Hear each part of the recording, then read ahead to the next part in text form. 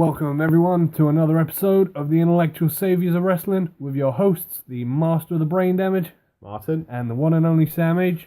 And this is Raw review for the 28th of November. So what have we got starting this week? Well, we start off with an episode of the highlight reel with the best friends in the whole wide world. Yes. And we also got informed that Kevin Owens had actually broken a record. He did. He's the first wrestler to ever appear 2 weeks on the trot. Wow. On the highlight reel. That is impressive. Hell of a record to hold. That's nearly as impressive as Kevin Owens being the longest reigning Universal Champion ever. Oh dear. Oh God. Yeah, so Chris and Kevin were trading pleasantries to one another, and then they were unfortunately interrupted by the US champion Roman Reigns. Yes. And he just started talking crap. Yeah, I mean, it's pretty bad. Roman has been in the company for a long time, yet his promos are still really bad. Yeah, well, the problem was, even when he was in the Shield, he didn't really speak all that much. It was more Seth and Dean doing the talking and the promos. Yeah, he had his whole believe in the Shield thing. Yeah, that's all he done, stuck his fist out. Believe in the Shield. It's like, oh, well, what was the insult he said? I can't even remember. But I think it just went over everyone's head. Yeah, and then once again we got teased with the best friends in the whole wide world splitting up because Chris started teasing us with, well, Roman, you know what happens when you insult my best friend Kevin Owens? You know what happens when you do this? And then he clicked the pen in, and then Kevin told him to shut up. Oh, yeah, that got to him. It was like, you could see his heart breaking. Yeah. Chris took it pretty hard. And it was then determined that later on in the night, Roman would be facing off against Kevin. Yeah. But Chris would not be there. No, Kevin Owens said that he didn't need Jericho. And Jericho took it a bit personally. Yep. And then it sort of went from there. Yeah, we had a backstage segment afterwards with Jericho just leaving the building. Yeah. Or getting ready to leave the building. Yeah, and then he shouted for his driver. And after a while he appeared. When I call you to open my damn door, you will open it. And then he sort of turned around and said, you know what? And then a voice turned around and said, oh, what? Am I on your list? And then he looked around, and it wasn't his limo driver. No. It was Seth Rollins. The man who isn't medically cleared. No. And then he started beating up on Chris. And unfortunately, it didn't end too well for Chris. He got pedigreed on top of a car. Yeah, I mean, I have missed segments like this. We don't get enough backstage fights. Just like, I'm sure one of your ultimate favourites, when Hogan got RKO'd onto the bonnet of that car. That was pretty funny. Hogan on the floor going, oh, brother. Then Brooke just occasionally screamed, Dad! Dad! Ah. Yeah, and Randy just pretended, oh, no, I don't know what happened. He just came out of nowhere. Alright. Onwards, unfortunately, to our unfortunate first match of the night, which didn't set the tone well for the rest of the show. We had Braun Strowman, or Wonder Braun, as he's now recently being known as on the internet. I'm not looking it up. Versus R-Truth. Wow, I wonder who won this one. Well, it's safe to say it was very quickly turned into a squash match. Shock. Then after the match, Sami Zayn come out. Yeah. He got in a few punches, a couple of kicks. Yeah, then unfortunately Braun got in, pretty much done exactly the same as what he'd done to Sami last week. And then, I never thought I'd utter these words, but then unfortunately our general manager then come out and just basically started going on a massive tirade and rant at Sami and telling him what the hell is he thinking at, doesn't he realise what he's doing. Basically the same rant he's been saying the last month or so, just to different wrestlers. Yeah, he's been using it a lot. Yeah, so, and Sammy basically told Mick to get lost. Yeah, it was a very passionate promo from Sami Zayn. He was like, yeah, they said the same thing to you back in the 90s. He used to be a hero of his, but now he's just having his strings pulled by a higher power. Not the higher power. Well, he's backstage somewhere, but he's not pulling them the strings. And hopefully this is the start of a storyline that gets Sami Zayn off of Raw and away from Braun Strowman.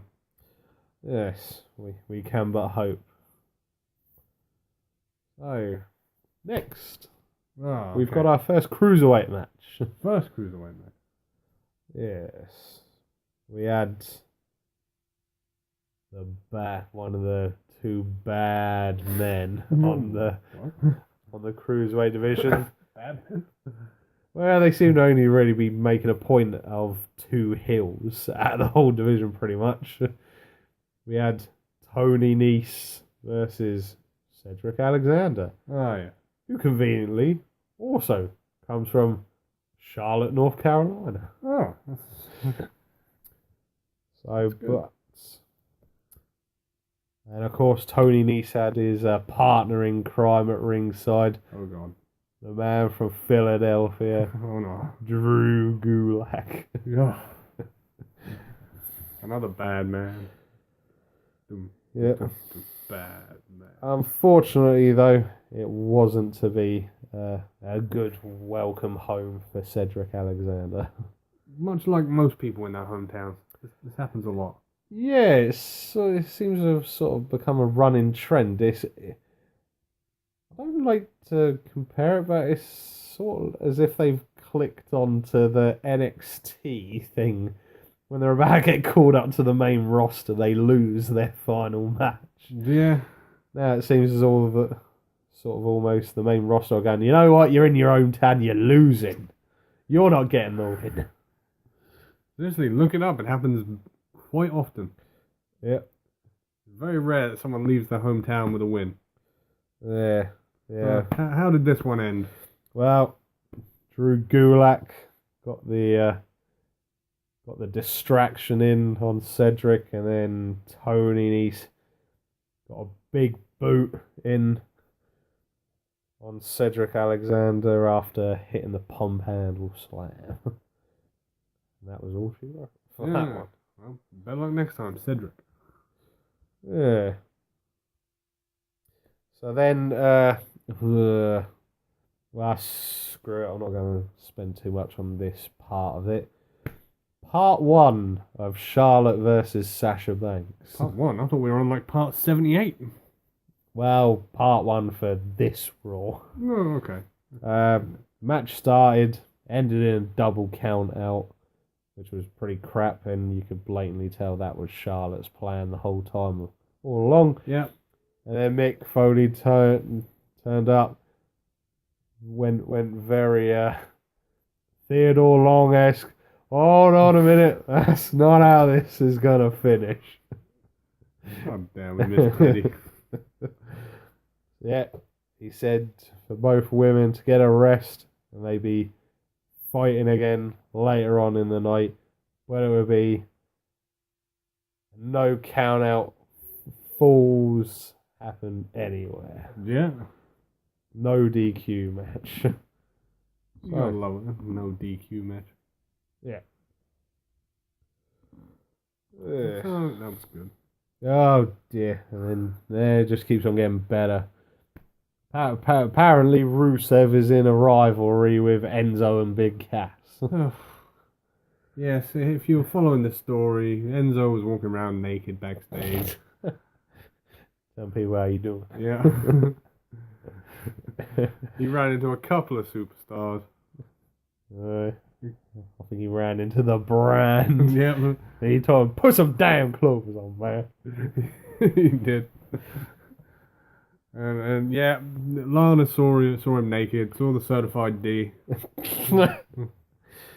Yeah, so Yada, apparently, yada, yada. so apparently Rusev has got to teach Enzo some respect. I thought he did that last week when he beat him in like 2 minutes. Yeah, you would have thought so. So, yeah, this week, Enzo put a bit more of a fight into it this week. Got a good promo, went along the lines of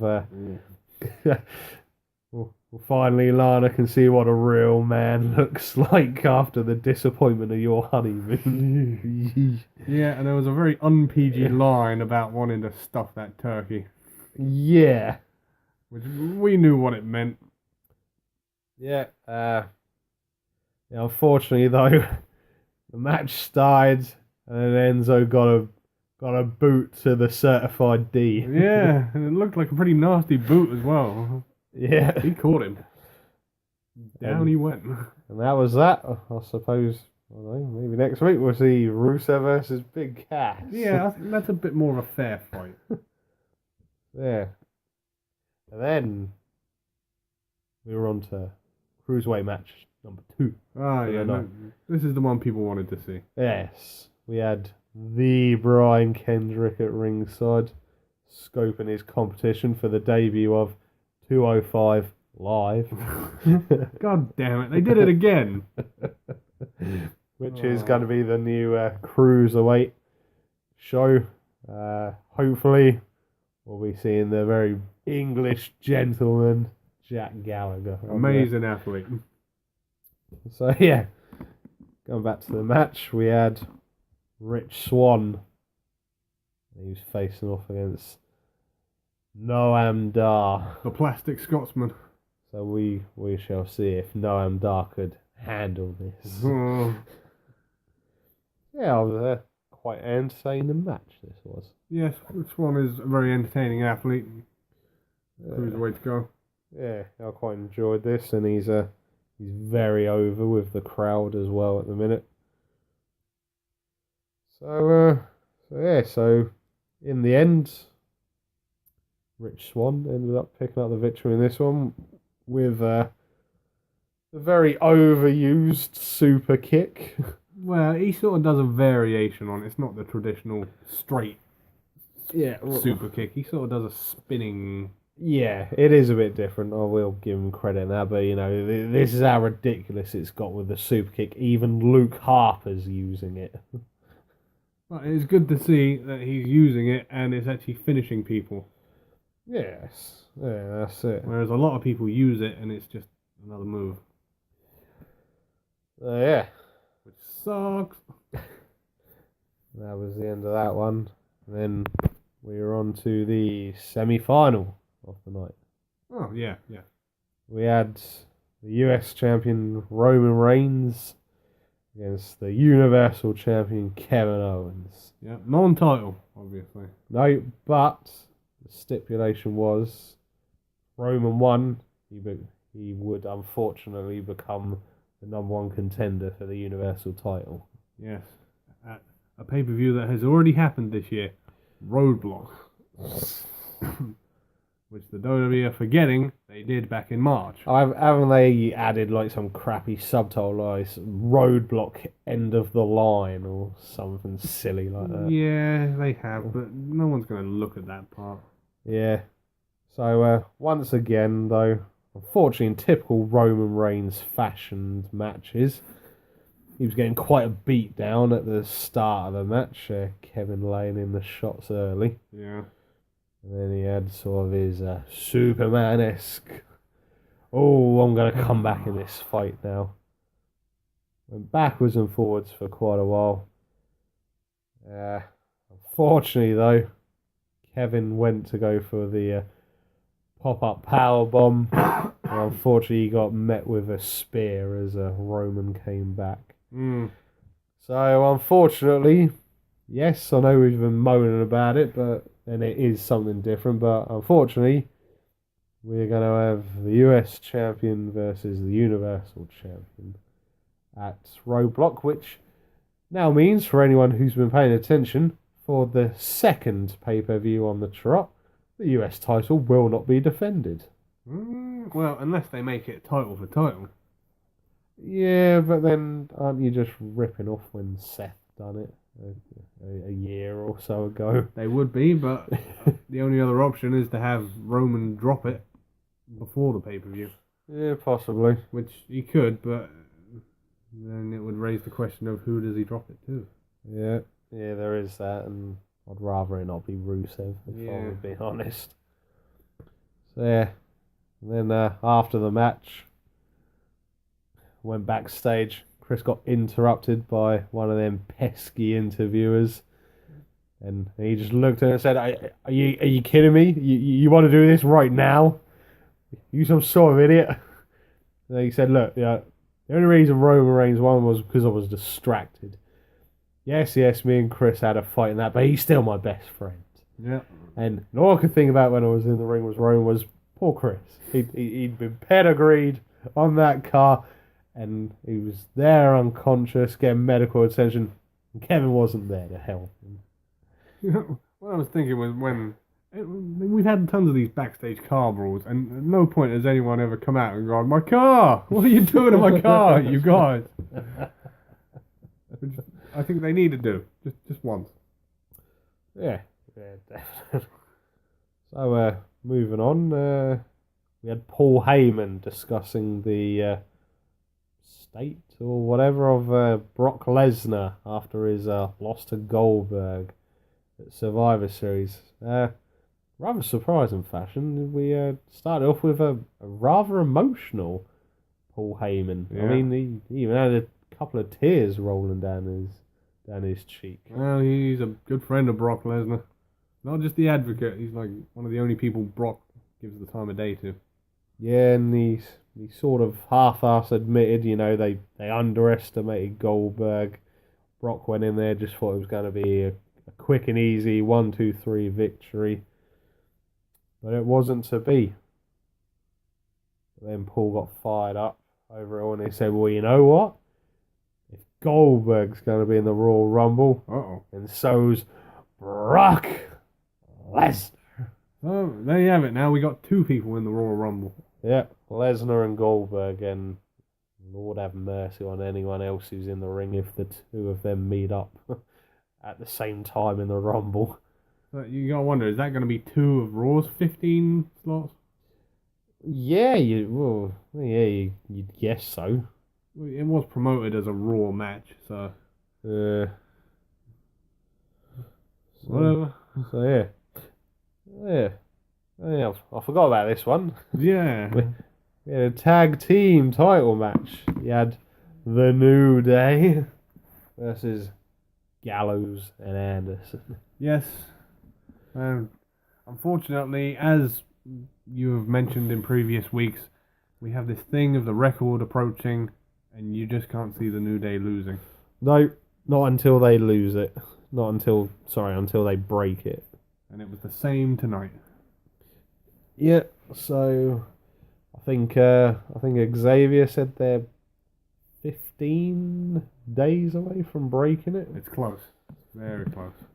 So whether maybe we'll have a title match every week just to sort of keep the suspense up. Ooh, will they, won't they? They will. They will. It's obvious. Yeah. And then I'll give them their dues. They actually done a really entertaining segment after this match happened. You had Sheamus in a local pub drinking a pint of Guinness. Whoa, you're moving a bit too quickly here. We gotta discuss how the ending of the tag title match went. Yeah, sorry. New Day wins with a roll up. There you go. Right. Right, back to the pub. Yes, back to the pube. Sheamus, pint of Guinness. And he was getting some slack off of some of the locals who were blatantly indie wrestlers they'd hired. Then Cesaro come along, got a bit of stick as well off of the crowd. Yeah, that's a clever idea. Yeah, so after they exchanged a few pleasantries of what the hell was Mick Foley thinking putting us two together, then a few more insults come in, and then they snapped. Beat up the whole of the pub. Yeah, they broke a wall. Yeah, which conveniently had another bar the other side of it. Yeah. And then after the beating was finished, they both enjoyed a pint of Guinness. Yeah. So apparently Sheamus and Cesaro on the same page now. We're not talking about the female wrestler page. Who, if I'm being honest, we will probably never see again. No, we won't. I'm waiting for the inevitable future endeavour. Yeah. Well, I think most of the time she's just travelling about with Del Rio. That's clever. Yes. So, the main event time. Yes. Second rematch of the night for the Women's Championship between Sasha Banks and Charlotte. Which we must remind you, we were in Charlotte, North Carolina. Yeah. Flair country. Apparently so. So yeah, I quite enjoyed this match. I mean, they utilised the arena quite well. Yeah, there was a lot of good spots in this one. I liked the moonsault off the announce table. Yeah, definitely wasn't expecting that one. I mean, at first I thought, yes, she's going to break the announce table because it's the first time since they've moved it up there that any sort of danger's been. Yeah, but they didn't break it. No, but then they continued on into the crowd, and we had a rather brutal-looking ending to the match. Yeah, this is a different spot than we haven't seen before. Yeah, they were up in the seating area, up by the aisles and that, and Sasha put Charlotte through one of the barriers, gave her a few kicks to the side, and she put the bank statement on her through the barrier. Yeah, it looked pretty painful. And rather quickly, Charlotte tapped. Yes. So, we're going to have a few complaints about this, and me and you have discussed this quite a lot recently. Yet another quick title change. Yes, I have a major complaint about this because, well, that makes it 6 title changes. What is it now? Charlotte's a 4-time women's champion and Sasha's already a 3-time champion. Yeah, and that's just this year. Yeah. I mean, they're having this problem where they're supposed to be building up this pay-per-view streak that Charlotte's got. She hasn't lost a singles match on a pay-per-view. And it's just, they're trading the title back and forth. Yeah. And then after that, we had slightly controversial circumstances. The Nature Boys music hit. Well, it wouldn't be. Yeah, admittedly, you can go to Charlotte without Rick coming out. But he got in the ring with Sasha, gave her a hug, and lifted her arm. Traitor! How could you do that to your own daughter, That's Rick? your flesh and blood, Rick. That's the product of your semen. No, we're not going into that segment. We're not mentioning business cards either. Uh-oh. So yeah, and that was the end of your Raw show. Oh, okay. Guess that wraps things up for this one. Yeah. From your hosts, the Master of the Brain Damage, I've been Martin. and the one and only Sam H. And we will see you again for the next one. Adios. We'll do the next one.